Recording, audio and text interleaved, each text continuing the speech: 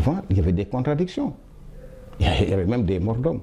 Mais on n'a jamais utilisé la haine, la manipulation, donc les clivages, les discours partisans pour susciter de la violence. Jamais.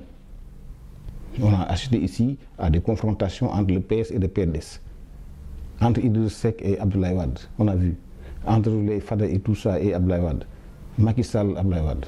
On a toujours été dans les limites de l'acceptable. Jamais les Sénégalais n'ont vécu dans leur chair ce qui s'est passé entre 2021 et 2024. Ils sont dans l'opposition, c'est la violence. Aujourd'hui, le discours est encore plus violent.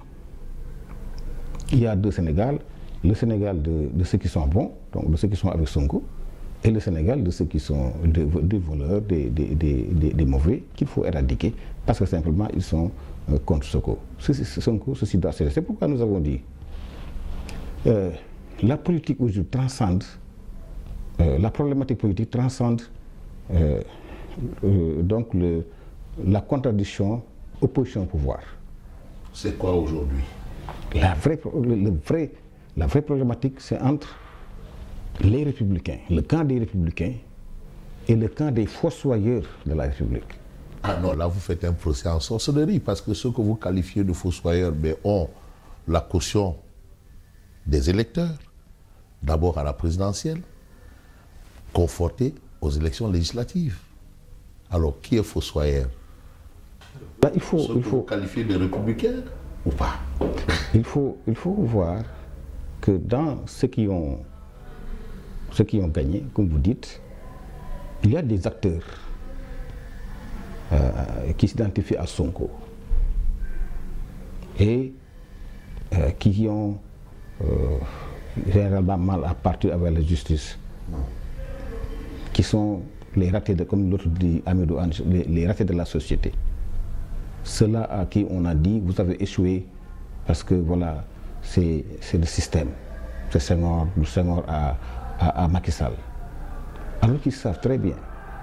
Toi, tu vas voir des Sénégalais qui ont 100 ans, qui vivent encore chez leurs parents. Qu'est-ce que Senghor, Macky Sall ou on ne doit avoir avec ça? Non, mais c'est ça aussi la conséquence du système aussi, qui n'a pas permis aux gens d'émerger. Mais non, Fabrice. Parce qu'il parle de système, parle de classe. Mais non, Fabrice. Moi, j'ai essayé de voir pourquoi les gens sont avec Sonko. J'ai essayé de voir ça, de faire une étude. Voir, dans les maisons, c'est celui qui n'a pas réussi sa vie qui est avec Sonko, souvent. C'est celui-là qui est avec Sonko. Dans le quartier, tous ceux qui ont raté leur vie sont avec Sonko. Dans l'administration, tous ceux qui donnaient les informations là à Pastef, ils étaient au bas de l'échelle. Ils n'ont jamais rien dirigé. Ils savent très bien que tant que le critère mérite sera là, ils ne pourront pas accéder à cette position. Ils se sont mis dans la délation et presque dans la trahison. Tous nos courriers donc, se trouvaient sur les réseaux sociaux avant même que le destinataire entre en possession de ces courriers-là. Oui, je rappelle que vous aviez été directeur de la formation et de la communication au ministère de l'Éducation nationale, un poste très stratégique d'ailleurs. Les enseignants parlaient de politique dans les classes. Les enseignants ont été radiés puis graciés parce que simplement ils parlaient de politique dans leur classe. Ils ont incité des élèves à marcher. Et tout ça, les gens de l'opposition l'avaient cautionné. On a vu des syndicats avec des mots d'ordre politiques. Donc on a dit à des gens qui ont raté leur vie que, écoutez, cette situation-là ne vous est pas imputable. C'est imputable aux différents régimes. Mais toi, ton père t'envoie à l'école, tu refuses d'étudier. Tu fais l'école buissonnière. Tu es exclu. On te demande ton père t'inscrit dans un atelier pour apprendre un métier, tu refuses.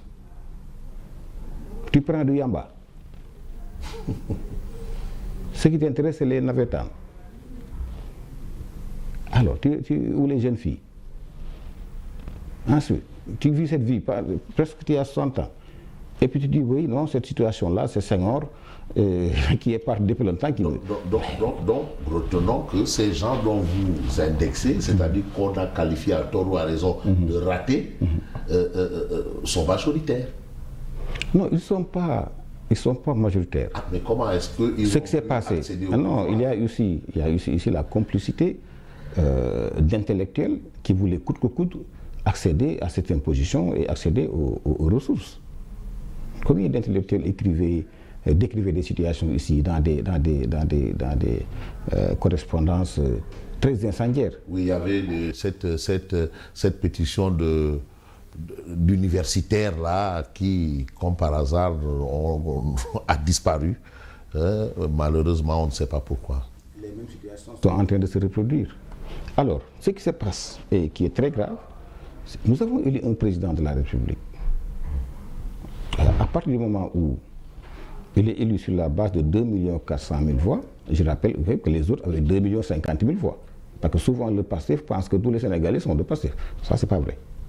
Et je ne crois pas que si le PDS s'était abstenu de soutenir Diomaye, je ne crois pas qu'il serait passé au deuxième tour. Parce que tout le monde sait que le PDS a une base de 400 000 voix. Vous pensez que c'est grâce au PDS? Ah oui, c'est ma conviction. C'est le PDS qui c'est le PDS qui a fait la différence. D'ailleurs, entre les législatives et la présidentielle, on est passé de 2 400 000 voix à 1 900 000 voix. Oui, il y a eu 600 000 voix. Diomaye a eu plus de voix que Sonko. Ah, Diomaye a eu plus de voix que Sonko. Mais non, mais Sonko, il est allé sous la bannière de PASTEF. Non, PASTEF, en tant que coalition qui s'appelle PASTEF, ils ont même usé de la transhumance.